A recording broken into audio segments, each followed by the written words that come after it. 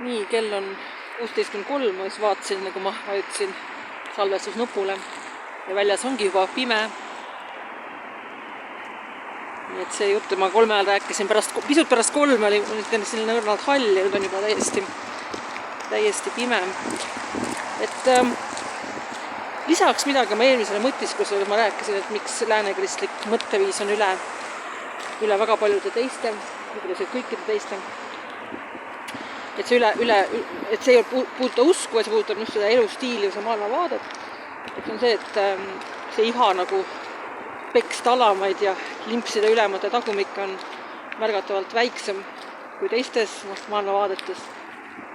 Ja mis mind on viimasel ajal hakanud huvitama just need olukorrad, kus sa oled ise nagu mõned pidi tegelikult, et oled olnud olukorras, kus keegi võiks sind taguda, aga ta ei taa.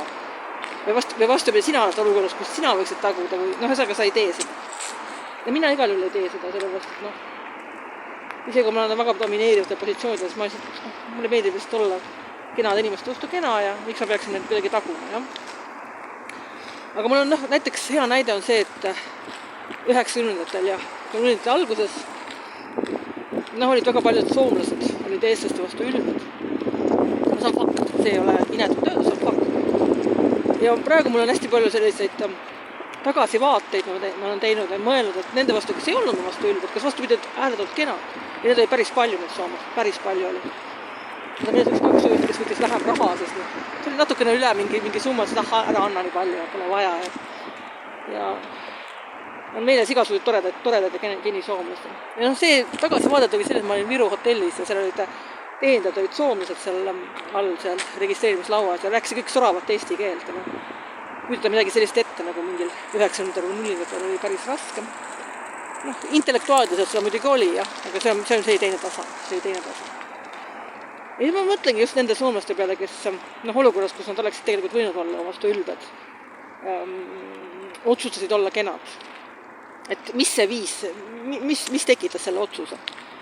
Ja ma arvan, et ainuke asi, mis selle otsuse tekitas, oligi nende läänekristlik maailmavaade.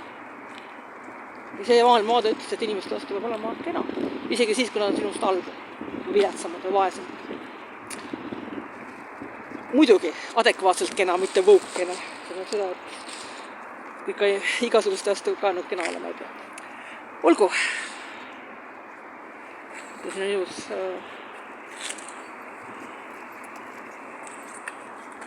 pimedust. Emajõgi siin taga. Mõtle, kell on vahel, alles sai 4 ja juba on selline pimedus laskunud Eestimaa peale.